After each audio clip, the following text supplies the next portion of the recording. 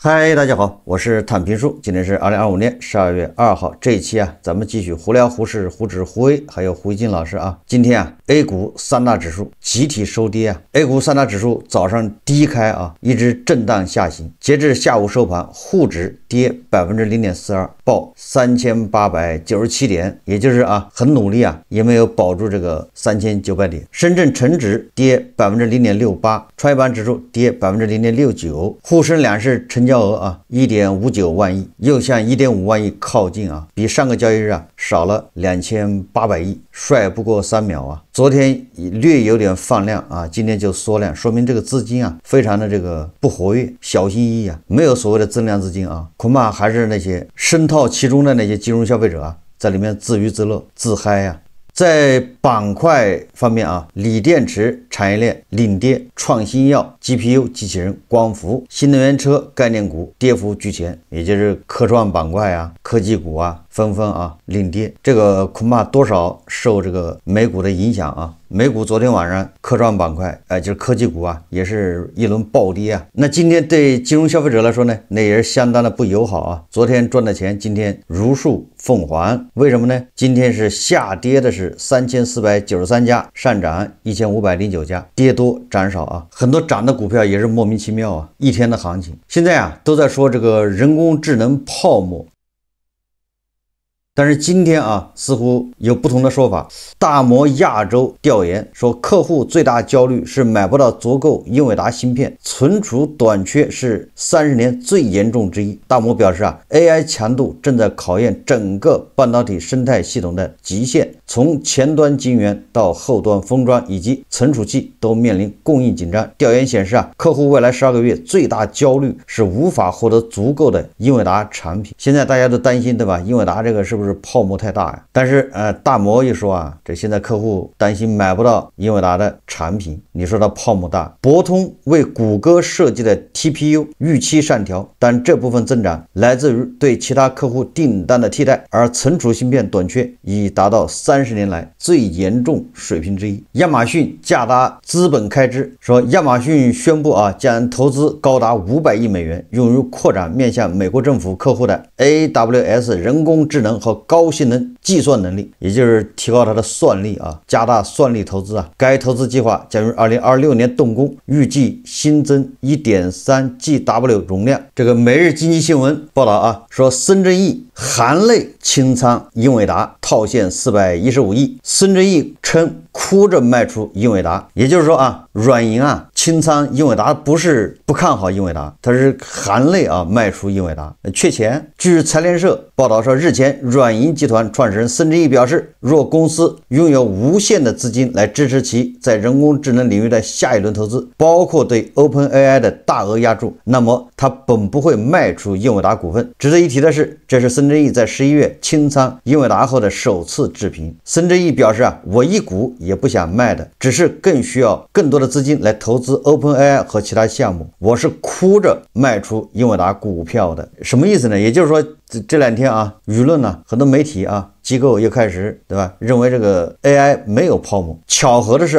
在軟銀清倉英偉達的當月，包括華爾街知名空頭邁克爾·伯里、硅谷的風投教父彼得·蒂爾、橋水基金等知名投資者和機構都在3季度對英偉達進行了減持或清倉，也就是他們不約而同的這個行為但是他們嘴上說着沒有泡沫，但是身體似乎很誠實大家也知道這個美股人工智能有沒有泡沫，那就直接影響到咱們的科技股。俗話說皮之不存，毛將复焉連皮都沒了，那怎麼可能有毛呢？券商中國说A 股市場反彈節奏弱化， A 股市場殺跌原因找到了，說節奏再度生變。 A 股市場在經歷11月21日的大跌之後走勢略有修復，但從今天開始，這種節奏再度被打破，平均股價在經歷了6連陽之後碰到上軌，既出現了較大幅度的調整，個股普遍殺跌，而此時外圍風險因子卻有所弱化，因此內部市場殺跌原因可能出現在內部結構上。分析人士認為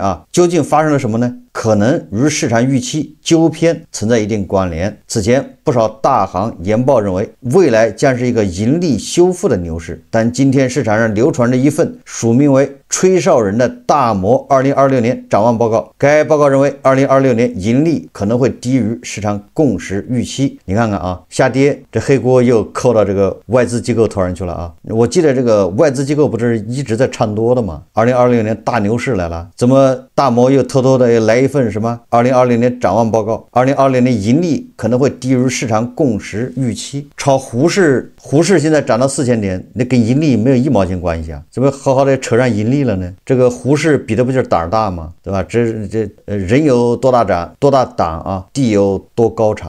人有多大膽，對吧？指數就能漲多高。高盛、瑞银、摩根大通，对吧？各路這個外資機構都在唱多啊，胡市或者就一個大摩這麼一份說不及預期的這麼一個報告，胡市就下跌，那太脆弱了吧？果然是這個走夜路吹口哨啊，自己給自己壯膽啊，實際上害怕的不行，搖搖欲墜啊，聽不得一點不好的聲音。這就反映了什麼呢？如果真的是大摩的這份僅僅認為2026年盈利不及預期的這麼一個報告導致胡市下跌，那就說明胡市參與的人心裡都清楚得很，知道這是在沙灘上建高樓，隨時要垮的可能，所以稍有風吹草動就跑，不就這意思嗎？一看现在沒跌了，也進來玩兩把。這個胡市反正是個奇葩的資本市場呢，所以說每天都有這個奇葩的事情發生，沒有最奇葩，只有更奇葩。每日經濟新聞報道說這個股民發帖求漲停成真，被疑自導自演，襄陽軸承漲停背後市場操縱疑雲發酵。說的是什麼事呢？就是有股民在那個股吧裡面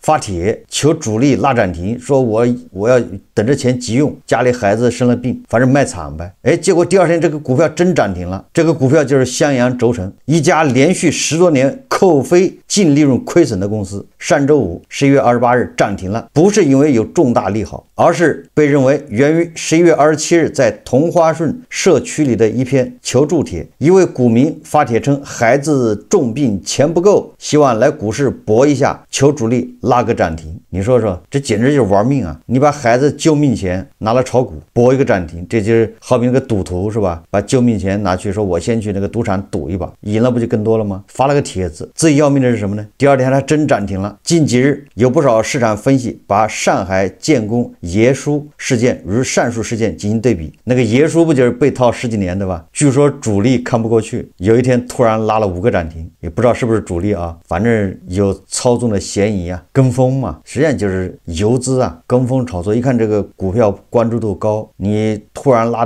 幾個漲停，拉到那個被套的这個籌碼密集區他就不拉了，你上面被套的人走不了，就像建工爺叔這樣的，他走不動。但是後面有很多人會追新的這個賭徒覺得機會來了，結果你一追，人家邊拉邊發籌碼，都是這麼操作前面恐怕他低吸了一段時間，手上便宜的籌碼就是2塊多錢，突然莫名其妙拉幾個漲停到3塊，這時候開始第5個漲停、第4個漲停的時候，就他不停的打開讓你進讓你接，主力都是這麼操盤。為什麼呢？因為上海建工這個股票被那個爺叔這麼一炒作，關注人特別多，流量大籌碼好派發對吧？這麼一頓操作幾千萬到手至少這就是遊戲你看，不過從公開線索來看，上海建工爺叔事件更多可以看成是游資的借題發揮，而襄陽軸承的社區大愛事件則包含更多的疑點，有一些跡象顯示此事或有自導自演的痕跡。記者注意到，目前該求助帖或已刪除，發帖者的賬號也已停用。與此同時，此事件的發酵也讓作為信息發布平台的同花順受到質疑。胡市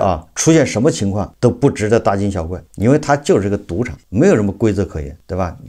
大家都互相騙呢。為什麼這麼說我今天看到一個新聞，就連這個對吧不值得一提的小日子這不最近不是正跟小日子鬧不愉快嘛，要教育他嘛。就連這個小日子，人家資本市場都搞得有板有眼。什麼叫有板有眼呢？媒體報道說2名中國人涉嫌盜用證券賬戶並操縱股市，在日被捕。圍繞證券賬戶被盜用事件，日本東京警視廳等聯合調查本部11月28日以涉嫌違反日本金融商品交易法，就是市場操縱和禁止非法訪問法為由，逮捕了2名中國籍男子，2人涉嫌盜用證券公司的客戶賬戶，並以影響某家上市公司股價為目的實施非法交易。這是針針對今年3月在日本被發現遭受損失的證券賬戶盜用事件，首次逮捕嫌疑人。至少有100家公司的股價懷疑被操縱，極可能為組織性犯罪。相關人士透露，主謀被認為身在海外，日本調查機關正加緊查清事件的全貌。被逮捕的嫌疑人是日本川崎市的公司經營者林星海和東京都江東區職業不詳的江榮。警視廳並未透露2個人是否承認指控。逮捕的嫌疑是2025年3月17日，如不明身份者共謀非法訪問在日本国內證券公司開設的10個日本人名義的賬戶，並且為了非法抬高市場上上市的一家公司的股價而掛出大量買入委托。這玩意在胡適那不是常規操作嗎？大量的那個買單呢，這個在小日子那就不行。那小日子那制度僵化啊，在资本市场发展的不行啊，猥琐发育啊，制度僵化。在胡适这是对吧，光明正大的这么干。受非法买卖影响，该公司股价上涨了3成，这3成你看看，这小日子确實不行啊，這不教育一下不行。才漲3成，你着什麼急？咱們對吧？胡適一漲拉8個漲停，10個漲停的，連上海建工那連拉5個漲停都沒毛病。所以這個小日子確實在沒落啊，這資本市場整的這個一潭死水嘛。嫌疑人等再通過林星海擔任代表的法人名義的證券賬戶高價賣出。你看看啊，這都是在胡適這是常規操作啊。說獲利約860萬日元，這不多嘛？這才多少點錢呢？合着就把人逮起來了。哎呀，這個小日子是不行了啊，走下坡路啊，這多大點事啊，對吧？860萬日元才多少錢呢？合着這是小題大做啊，大驚小怪。據估計，盜用相關證券賬戶時使用了非法獲取的客戶 ID 和密碼。這個我覺得啊，很有可能是人家就利用了日本人的這個身份去注冊的，對吧？或者是就是借用人家賬戶。什麼叫盜用啊？這個在大家知道吧？這在胡適不是太正常了嗎？那個很多人專門在農村的吧，收一麻袋身份證跑去券商的開戶，然後這個同時操縱上千個賬戶去買賣股票，不都這麼操作嗎？或者在你那兒搞個幾個10個人的賬戶，他就大驚小怪。這日本真的不行啊！要麼從日本消失了30年呢？你看這資本市場整的，對吧？你這樣日本人啊，小日子來監管胡適，那立馬他們就全部的這個叫什麼頭皮發麻，大腦爆炸而死，對吧？那小日子一到胡適一看，立馬暈過去了，沒法弄啊。這個目前日本警方已從各證券公司和日本證券交易監督委員會獲得數十個遭盜用等的證券賬戶信息，通過對獲利賬戶的調查，鎖定了2名嫌疑人。哎，才10來個賬戶，你說這叫什麼事？你看日本的處罰啊，說日本金融商品交易法將通過沒有實際情況的買賣和大量訂單有意操縱股票如債券價格的交易作為市場操縱罪加以禁止。操縱市場以獲取財產方面利益為目的時，法定行為10年以下拘禁刑或3000萬日元以下罰款，或者兩者並罰。怎麼說呢？我看了這個新聞之後，我就覺得小日子確實啊，要日漸衰落啊。這資本市場被他搞成這樣，管得太死啊，對吧？這個在胡適呢，就是天天對吧？這個叫習以為常。那小日子就抓人，你說這叫什麼事？你在胡適你不操縱股價，那賭徒不開心呢，玩的就沒意思啊。我們再看看啊，證券專家劉繼鵬和這個主持人那個水皮啊，他倆呢關於這個大股東減持啊，關於民營企業一股獨大這些股市的這個亂象啊，他們有一個對話，大家看視頻啊。基金也是機構投資人的培育，現在說实在，大家為什麼散戶市場基金不合格呀？所以下一步基金如果能夠把這些 PE、VC 在 Pre-IPO 之前這些錢你要上市，比如說我一個硬性標準，你第一大股東一致行動人，還有一個話題我也沒說完，這個一致行動人也非常要命，要壓到30%，那怎麼壓呢？我給你推薦基金，基金業協會可以啊。基金一看你要上市，肯定願意參與。於是的話，它這個價格由你們雙方商量，但肯定低於 IPO， 把 IPO 的價格壓下來，這也是中國的關鍵。現在壓不下來啊，所以從這個角度把基金帶起來，同時機構投資人市場新上市的企業先堵住，不要再增加一股獨大了，現在還在增加，所以香港也要採取這個措施。大陸應該採用這個措施之後，把這個經驗也傳授到香港。誰要上市，記住，我們的資本市場培育的是現代公司，不再是家族2代企業。持有90的根本就不要考慮上市。你持有90，你說能有治理結構嗎？對，一系列問題都是從一股獨大引起來的。所以我就說，你這個發審委為什麼會舉手通過呢？這種公司，這不是發審委。我再給你講個例子啊，因為我們前10年基本上是國有企業上市，額度制指標都是給各個省各個部啊。2000年以後開始民營企業核准制了，我當時就去提了，我說能不能民營企業這一股獨大遏制一下？好股市你得從根兒上，這股權結構你不好好設計好，這怎麼能成好股市啊？領導說研究研究，第2天領導親自告訴我的，說大家覺得國有企業一股獨大了，你民營企業不讓一股獨大不公平，這一晃就是20年過來了，現在5400家了，你怎麼弄？因此我就講。國有企業的一股獨大，這是個歷史進步啊！它從獨一股到一股獨大，我們現在國有股也需要通過混合所有制再降低股權比例啊，這是領導的上面的旨意啊。所以你這個家族企業，你今天只有用我說的這個辦法。但是呢，這個方案呢，實際上是要從根本上解決，就是要讓什麼樣的公司上市的問題。對，你會發現一些高科技股啊，包括我們最近這個審批的一些高科技股，符合這個產業的這個引導的那些高科技股，它都有經過好多輪的私募，就創業型公司。对，前邊經過，比如說 A 輪、B 輪、C 輪，啊，它的股權得稀釋。創業型公司跟家族企業巨大的區別。對呀，巨大的區別，它的股份基本上都是被稀釋的，被稀釋了，上市之後就没有了。基本上這個股份這個比例就相對合理，比如10幾、7、8都有，对，好幾個。科技型的公司，這些公司肯定是我們應該鼓勵的，對，而不是說家族企業。你現在能不能畫一條硬槓槓？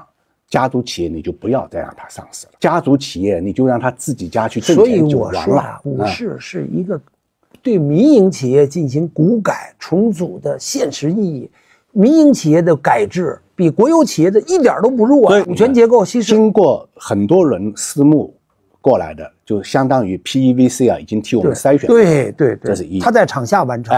对。第二呢，甚至有的时候这个私募的这个价格比起 IPO 價格還要貴，倒掛。這個很難判斷，這個就專業了嘛。那就是你們願打願挨的事兒。這個你就交給那個就專業人士去做了。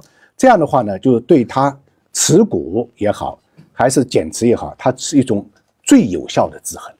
就是成本的問題。沒錯，而且我再插一句啊，你說這個可能比 IPO 價格高，那不管，你們那不是公眾，但是話又說回來了，基金背後它也還是基民啊，所以它就能夠把財富啊不要這麼偏激，一上市就兩極分化，富的上天堂。我基金是不相信的，尤其公募基金，我對它一點信心都沒有。那私募啊，私募基金是可以的，但是呢，至少有一點，我覺得管理層是馬上就可以明確的作為一個窗口指導意見的，你不要再讓那些家族企業掛羊頭賣狗肉，偽裝成上市公司來上市，對，偽裝成公眾公司來上市了，那就是造成兩極分化的重要的原因。你動不動幾百億變現，你這4000億數字應該是準的吧？當然準了。我告訴你，那我也沒信心了。如果這樣的話，那4000億，我說呢，要開源節流。你去問一下元寶、豆包，這個今年1到9月份，上市公司大股東減持數額多少？他告訴你3800億到3900億，我天哪！這到9月份的數字。我們剛才說的那幾個大塊頭，動不動180億的，上市的時候都沒動180億，你減1%，180億，還有一個減90多億的，這都是標誌性的公司，公司還都是好公司，都是大公司，當然啊，1到9月份3800，再加最近2個月的，我估計就是4000，肯定4000了。這2個月這4000點往上以後，有幾隻股是直接的肇事者啊。他也大股東減持，他是拿走的，從市場上拿走了。他不像我們，比如說我們在4000點減了，是吧？然後可能我們到3700、3800，我們接回來了，是吧？這是在裡面循環的。對呀，他是拿走的。對，拿走了。很多人說他拿走了也還得回來，不是會的。我給你舉個例子，一個是資金外逃了，再一個就是幹和主業完全不相干的事。這就是不公平，就是你說的公平正義。不公平，公平正義體現在哪裡？機會。風險要對等，是不是啊？我們現在主要是承擔風險。我還有一個問題，你這笑着說你承擔風險，我很苦惱。為什麼我說的這個思路，怎麼就到現在都實行不了呢？現在有人說了，說你在這兒談，你公眾談，人家大股東那邊也做工作呀，所以人家说我只認識大股東，所以你就說現在讓誰不讓誰出來呀？這肯定也是有計劃的呀，交易所肯定啊，4000點了，寬鬆了，你們可以出來了，這個肯定是加速度的。我就覺得還沒有找到解決問題的辦法之前，先可以叫停。說到這個民營企業一股獨大，對吧？很多家族企業上市的時候是90%多的股份，確實啊，這個就這樣的企業，你看起來更像是來割韭菜的。我覺得水皮說的是對的啊，就是你這樣的企業，你跑到上市幹啥呢？你自己賺錢自己分不就完了嗎？你自己賺錢，對吧？有利潤自己盈利不就完了嗎？對吧？你比如說啊，那個什麼是叫馬可波羅瓷磚吧？你說這樣的企業你上市幹什麼呢？對吧？你好，你賺錢的你賺唄，你股東對吧？你就2股東3股東，你們自己分錢不就行了嗎？你一年賺幾個億，你們不夠你們分的嗎？你來上市幹什麼呢？它是一個高污染、高能耗，對吧？夕陽行業。那跟房地產有關，房地產都不行了，你那玩意儿上市幹啥呢？你圈了錢，你就準備幹啥呢？完了之後不停的对吧，在胡适減持、減持再減持，然後再講故事炒起來再減持，不就是把這個股市當取款機嗎？不就是把這些韭菜當傻子嗎？對吧？這就是為什麼啊，胡適人家上市就奔着減持來的，就奔着來套現的，所以他這個設計本身有問題啊。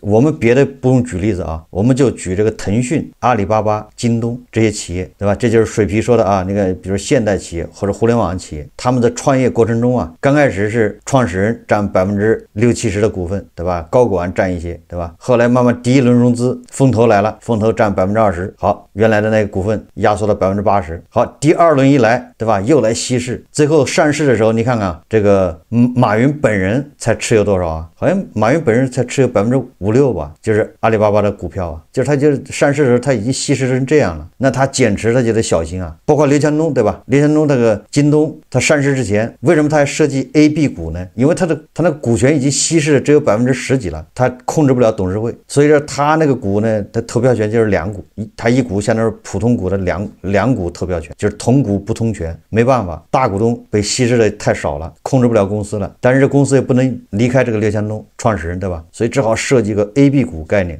同股不同權，他那個一股相當於普通股的2股的這個投票，就這意思啊。也就說明什麼呢？說明你看，無論是劉強東還是馬雲，甚至是馬化騰啊，一個道理啊。他們上市之後，他們減持的慾望就小，因為他本來就控制權就少了，對吧？你再減持，那再減持公司都不是你了，你控制不了了。但是你想想啊，這些家族企業很多，那些都是傳統行業，人家就照着你的規則玩，就是奔着上市來的，對吧？他那些股份都在自己手上，都是1塊錢一股或者幾毛錢一股。一上市之後漲到100，漲到50，開始套現，他能不套現嗎？這漲了幾十倍，你靠他盈利，靠他多少年他也賺不了這麼多錢。哎，上市之後他還有70%的股份，你要知道大股東只要持有30%股份就能控制上市公司啊，所以說他還可以拋掉40%，你說他能賺多少錢吧？那不停的賣，他就賣的只剩30%，他完全掌控啊上市公司，甚至有的只要20%，你就能掌控上市公司，因為你是大股東嘛，你就可以操控上市公司，也就是說你有无限的啊套现的籌碼，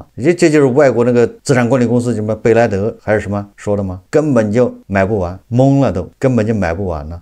有這麼大的利益，所以說這些人家上市就是奔着割韭菜來的，這是目的就是這個。那他當然中間就有各種腐敗，對吧？你監管你怎麼監管呢？他就收買監管呢。所以說啊，這些不改變，胡適能好得了嗎？能有所謂的牛市嗎？對吧？人家來就是奔着來割韭菜的，很好啊。你搞到5000點，你搞到6000點，你搞到8000年才好，那对這些企業來說他越高興，但這一上市套的更多。反正你想想，我這8000年減持，那你說那不是付的更快嗎？割的韭菜更多嗎？我們再看啊，這個胡锡進老師，昨天咱們胡適節目啊，評論了一下胡锡進老師評論的這個小日子啊，結果這個 B 站啊也不讓說，咱們今天說俄爹。這胡锡進老師評價俄爹啊，說這個俄爹啊，從今天起對大國公民實施免簽入境30天，這是個好消息。他說俄烏戰爭大概率不久之後會停下來，免簽規定截止到明年9月14號，大概率會延長，大國人赴俄羅斯旅遊面臨全新的前景。這個說到去俄爹那兒旅遊啊，這胡锡進老師是非常這個心馳神往啊，說俄羅斯是非常有的玩的。他说俄羅斯这個國家屬於門框脫坯，大模大樣，跨度尺度都很大。這個跨度我能理解啊，就是從東到西唄，從太平洋是吧，到大西洋，到波羅的海，到北冰洋，到黑海是吧？就是跨度大。尺度大是什麼意思啊？我沒去過俄羅斯啊，我對俄羅斯不了解，是俄羅斯尺度大到什麼程度啊？跟荷蘭一樣嗎？有發票是嗎？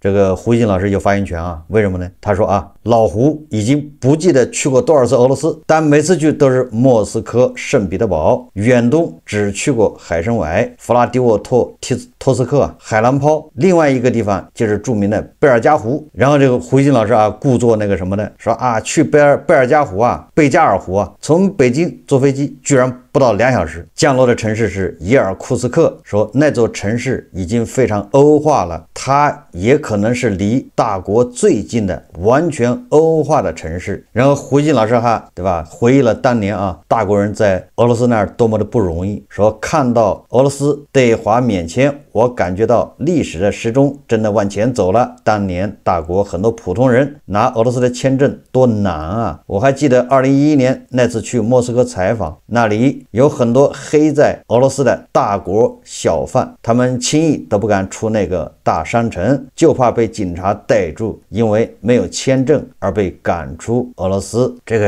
胡一金老師有點這個矯情啊，有點矯情。這個人家叫棍棒底下出孝子，對吧？管得嚴一點是好事啊，怕你在那兒搗亂，怕你在那兒，對吧，犯錯誤，因為那個地方尺度大呀。胡一金老師說了，所以警察啊，對在俄羅斯的這個大國的人，這個要求嚴一點沒壞處啊，這個本質上都是為你好嘛，對吧？這是嚴父沒毛病吧？哪有爸爸不揍兒子的呢？所以胡一金老師有點矯情了啊。這個胡一金老師說啊，值得一提的是，俄羅斯人整體上崇尚西方。托爾斯泰的小說《戰爭與和平》裡有大段的法文。這個胡一金老師又裝那個外賓了是吧？蘇聯之前啊，這個沙皇時期，那個俄羅斯的就是沙俄高層啊，貴族啊，是以講法語為榮，他們不講俄語啊。俄羅斯人貴族，俄羅斯的這個精英都不講俄語，講俄語那是下里巴人，是鄉下語言，粗俗，他們是以講法語為榮。哎，胡一金老師也說了啊，說大國啊，改革開放後，俄羅斯人了解了大國實力的快速增長，但是民間仍有不少对大國人的俯視。然而近年來，俄羅斯社會對大國的整體認知發生了深刻變化，說大國高技術附加值產品大規模進入俄市場，大國人均 GDP 也超過了俄羅斯，也就是晚輩比長輩過得好唄，就這意思唄。很多大國遊客在他們那裡也挺敢花錢的，所有這些重塑了俄羅斯人對大國和大國人的印象。所以說啊，對大國公民免簽入境30天來的正當其時，他把大國散客出境遊空間做了一次重要拓寬。老胡希望向大國公民免簽的國家名單將繼續加速擴大。胡一金說，對吧？這個俄爹對大國免簽是好事，這確實也是個好消息啊。我倒是覺得啊，如果你願意去啊，你就去。免簽嘛，去這個海參崴看一看，據說那裡啊還有清朝的墓碑啊，那個或者叫碑刻，那上面看看那個中文寫的是些啥，對吧？也可以去這個貝加爾湖啊，貝加爾湖看看蘇吳牧羊的地方，或者再去一下這個图瓦，也就是叫坦努乌梁海啊，看一看那裡据說啊還有不少這個唐代的一些遺跡，去看一看，对吧？這個都是愛國主義教育嘛，喜歡俄爹的那都是正能量啊，理應啊去受一下這個愛國主義教育多好啊，對吧？或者是叫加強愛國主義教育，讓自己的正能量啊去充電，要不多多少少有點虧電呢。不過啊，根据有的人推薦啊，說如果你是第一次出國的話，你最好就是你要慎重一下。如果你第一次出國你就選了俄爹那兒，好像以後再去這個日漸沒落的這個美西方就難一點，也可能會被拒簽。當然對很多正能量來說無所謂，對吧？但是人家就鄙視美西方，怎麼可能去美西方呢？对吧？美西方拒簽就拒簽，所以這也無所謂的吧？有條件去一下吧，去接受一下這個正能量教育。但是胡一金老師所說的這個莫斯科、聖彼得堡，對吧？就那個烏拉爾山以西的地方就別去了，對吧？那地方第一個是那個烏克蘭，那無人機到處亂飛，無人機它也不長眼。這第一個。第二個啊，那地方老断网，烏克蘭的无人机一来，网就断了，网一断，你是什么移动支付对吧？叫个出租车，刷个手机都刷不了，非常不方便。毕竟啊，不太安全。所以说，不要去俄罗斯的这个西部啊，就在这个刚才说的俄羅斯東部啊，烏拉爾山以東轉一轉，接受一下教育。好，這期節目啊，咱們就聊到這裡，感謝大家收看。如果喜歡我的節目，歡迎訂閱、轉發，也可以在下方留言評論。謝謝大家。